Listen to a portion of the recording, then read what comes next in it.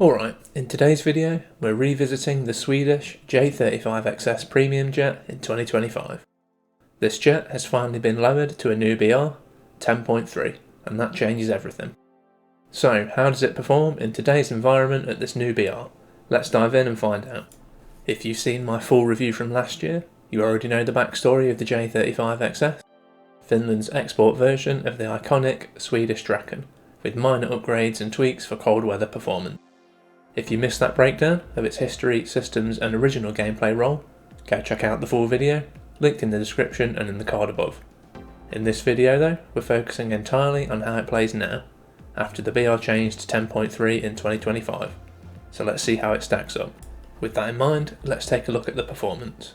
At 10.3, the J35XS finally feels like it's flying in the environment it was meant for, where its agility can shine without constantly being outclassed and avoiding lots of the long-range, semi-active radar-homing missile-carrying jets.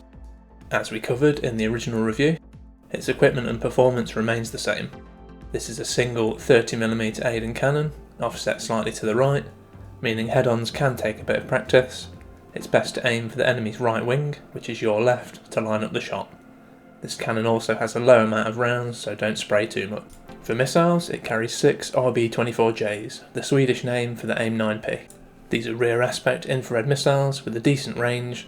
As for other equipment, the radar is basic and the plane has no radar guided missiles. It has no radar gun sight, and more importantly, no radar warning receiver. This lack of radar warning receiver is still a big drawback, though far less punishing at 10.3 than it was at 11.0. Countermeasure wise, you still only get 12 in total, and they do fire one at a time. I recommend taking 12 flares, especially at this lower BR, as you will face mostly infrared missiles.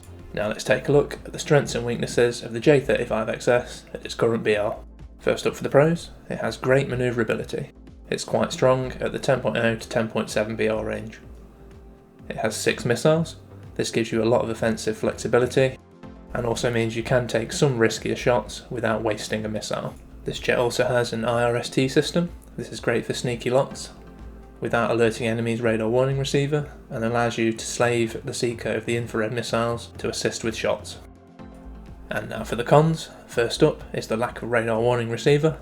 It's still blind to radar thanks to this, though it's not as big an issue as it was at its older BR. Its 30mm cannon has its quirks, such as the limited ammunition, and not being centerline. This can make it difficult to use for some players. It only has rear aspect infrared missiles, with no all aspect options available. And finally, it has limited ground strike options. It is not very viable for close air support. The rockets it can equip are not that effective overall.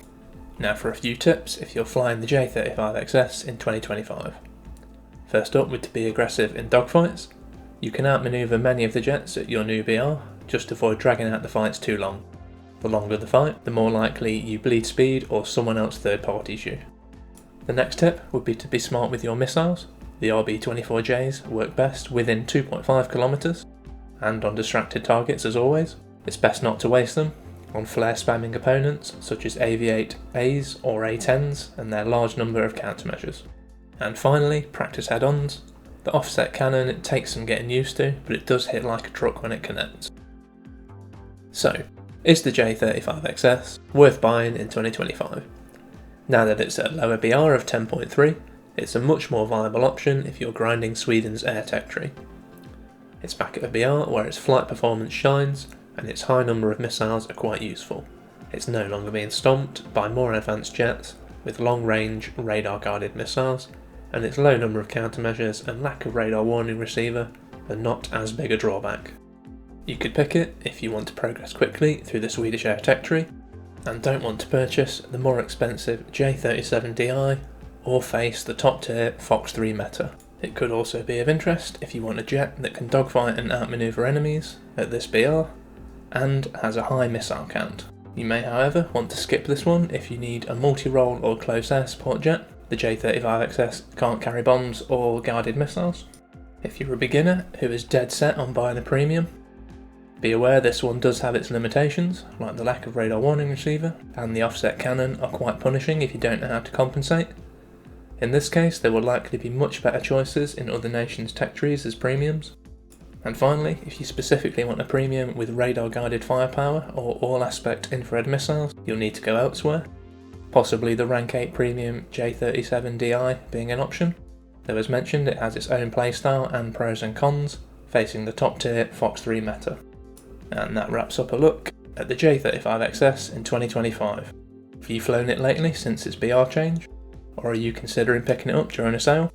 Let me know in the comments below, and as always, if you enjoyed the video, don't forget to like, subscribe and hit that notification button for more War Thunder content. Thanks for watching.